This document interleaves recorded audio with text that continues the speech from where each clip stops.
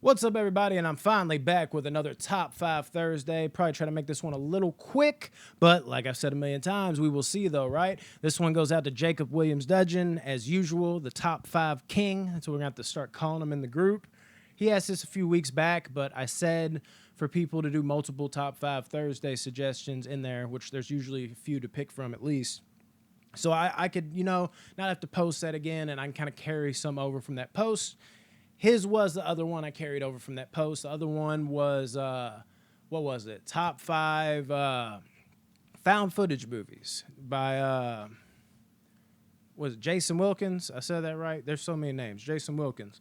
So this is the second part of that Top 5 Thursday post. And this is one hard to pass up. I thought about it, though, because I kind of wanted to space this out because we're planning on being a channel for a while, so get used to us. But in the end, I was like, man, we haven't done anything Bruce Lee.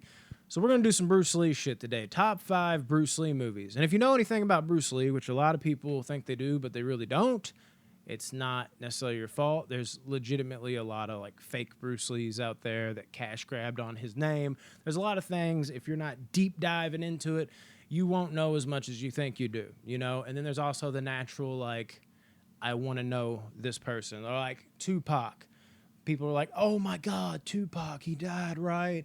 And all they've heard is California knows how to party. And they're like, big fan, man, for sure. It's he's got that same vibe to him, that aura where people want to like him and act like they're fans. It's not everybody. I'm just saying there definitely is that crowd with Bruce Lee. But if you know Bruce Lee, he only has what I would call 4.25 movies. He tragically passed away, leaving the movie Game of Death to go over to America to make his huge breakthrough film, Enter the Dragon. And he died what I think is a week before Enter the Dragon came out, which also left him not being able to finish Game of Death. Now, this is crucial because now you just have a movie called Game of Death and it's unfinished. But the good thing is, out of all this, if you can salvage one good thing, is what he did film was a lot of the movie's end fight scenes. Now, the movie as a whole is not that great of a movie. I'm kind of waiting for it to get to that end scene where I know it's going to turn to Bruce Lee because they have that stand-in for the rest of the movie. But as much as it's not Bruce Lee's envisionment, the way he envisioned the film, it's still, we got an extra movie with Bruce Lee that they cut together like 5 years after his death. So beggars can't be choosers, right? I'm seeing Bruce Lee on the screen again. Hard for me to hate Game of Death as much as other people do, even though it wasn't what Bruce envisioned. So naturally, that's what comes in at number 5. Yeah, Game of Death. He's only in it at the end. He's got 3 really good fight scenes in it, though. Debatably, maybe his best nunchuck fight scene, where he does it with Dan and Santo, who taught him the nunchucks. I mean, there's a lot of good fighting, but there's also that good banner where, like, Dan is sitting there and he hits Bruce finally. He's like, how'd you like that? And as soon as he does that, he gets smacked on the head by Bruce. And he's got some of his best, like, whoa, like noises and shit in that scene. And he finishes them off. Very well done, Bruce. And then the idea, which this was kept in the movie, maybe it isn't as polished and brought through, but he's going up another level on this pagoda, I think is what it's called. And then he's got to fight a different style. I believe originally there were supposed to be 5 different styles, but you got 3 in the movie. And then he's fighting a guy that's more kind of jiu-jitsu based. So he's showing off his jiu-jitsu. He's learning to adapt, really showing off in general what Bruce represented, that what he got in trouble for by so many people. At least if you've seen the Ip Man movies, you can kind of understand that Bruce was just a pioneer for mixed martial arts. He wanted to show new people, Westerners, new styles that they've never seen before. He wanted to incorporate styles within styles, which felt like disrespect to the old heads. You know what I mean? The senseis and what have you, your sifus. They weren't feeling that shit.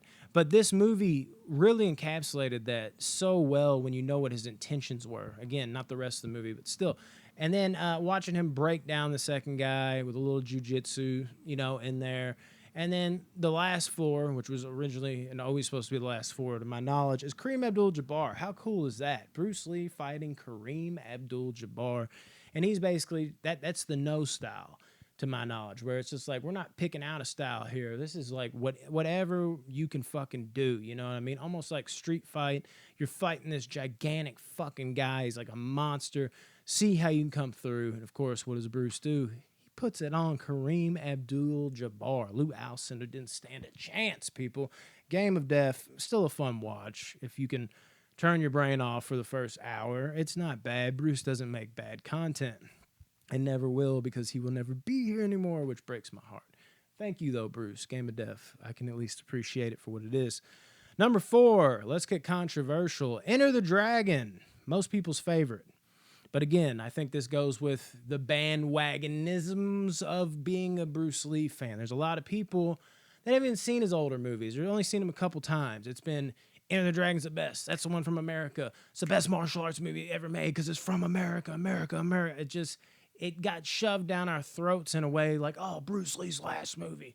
Oh, it's just got an aura behind it, the whole movie. Not taking anything away from it. It's a magnificent martial arts film. The rest of these 4 movies are absolutely magnificent, but I can confidently say that the 3 above it, I think, are clearly better.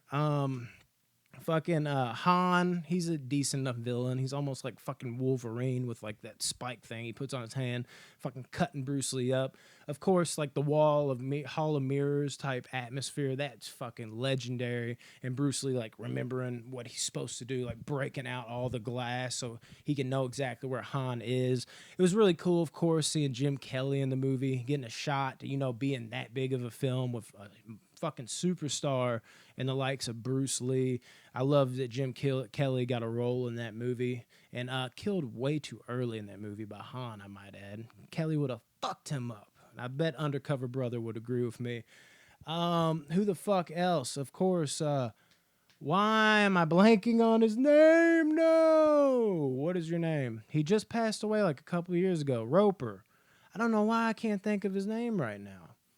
It's killing me. I know at any other time. We'll skip over it. Nancy's dad from Nightmare on Elm Street. He's been in so many fucking great movies. He's a solid actor. Love him. Yeah, he was really solid. One thing I will say, though, is he got the fight with Bolo Young. That still irks me to this day. I want to see. I mean, I got to see Van Damme go up against Bolo Young. I'm trying to see Bruce Lee go up against Bolo Young. That kind of bothers me. We wasted that on Roper. I guess he had to fight somebody because you knew Bruce Lee had to fight O'Hara. That shit, and that fight's just fucking legendary. He just owns that motherfucker. And the raw emotion after he finishes him off, where there's like a sadness there and putting an end to something. Doesn't necessarily want to kill unless he has to, but he had to avenge. That was a avengement kill if I've ever seen one. Yeah, Enter the Dragon. Tons of fucking fun, dude. Tons of fun. I was going to see if I remembered Roper's name. I know it any other time, but I'll give it up. Maybe it'll pop up by the end of this. John Saxon. There you go. It literally just popped into my head. So there's that. At number 3.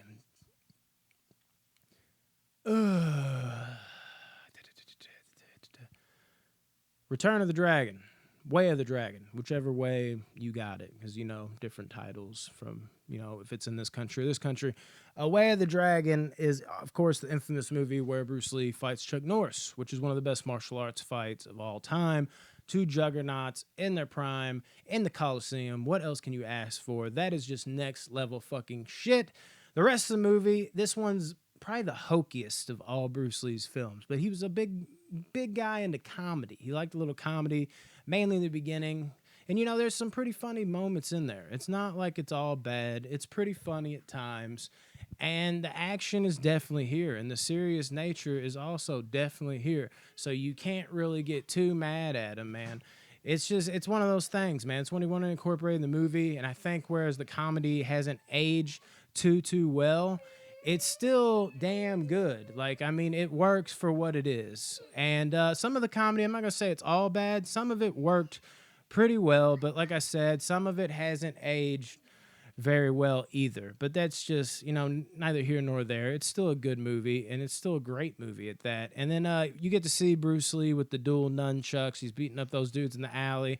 Some of his most patented shit is in this movie, and just watching him protect this restaurant. He's got these little spike things that he'll take out that he made. He'll just fling in, he'll shoot into people's arms and shit. Just little cool uses of weapons like that in this movie. And of course, like I said, that end fight. And also they bring the guy back. I know his name any other time. Maybe that'll come to me out of nowhere too. The guy that played O'Hara in Enter the Dragon. He's in this one. Rob Wall. I think Bob Wall. yeah, he's good as like the pre-fight with that other Chinese dude. There's a little twist in this one too, which you don't really have in his other movies, so that's cool. Way of the Dragon, got to get some love at number 3. At number 2, this is tough because this is my 2 clear favorites. If you're smart enough by now, this is actually the ones that Bruce Lee himself didn't prefer as much because he's a little more superhuman-ish in these movies. But that's the Bruce Lee I know and love. He's not a man to me. He's a fucking legend. I'm like, he could do this shit, killing people with fucking punches and shit. But yeah, I got to go with The Big Boss at number 2.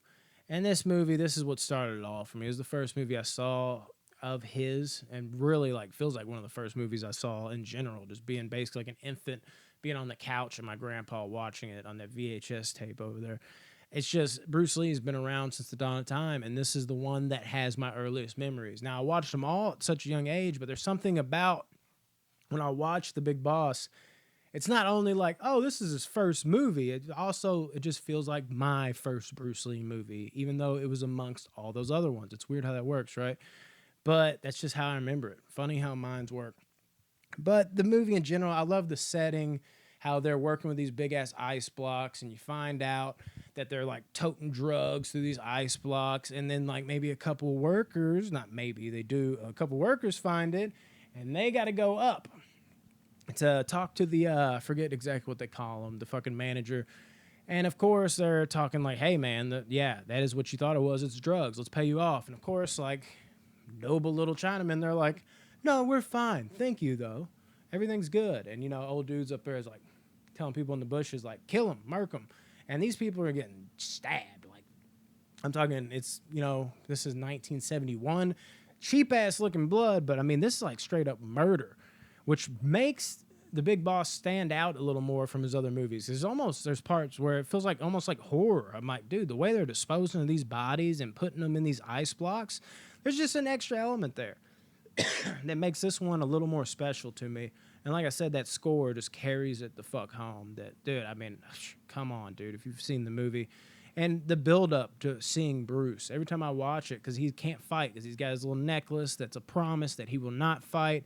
And then another time, there's a big brawl, and a dude knocks into him, and he's like looking at the other dude, and the other dude's sitting there like, you got to fight, Bruce. And he's just like holding on to his like little fucking necklace. And then somebody else a couple minutes later comes over and bumps into him. The necklace comes off, and he just lets out a, yeah, like takes off. And it's the debut of Bruce, because it's his first movie.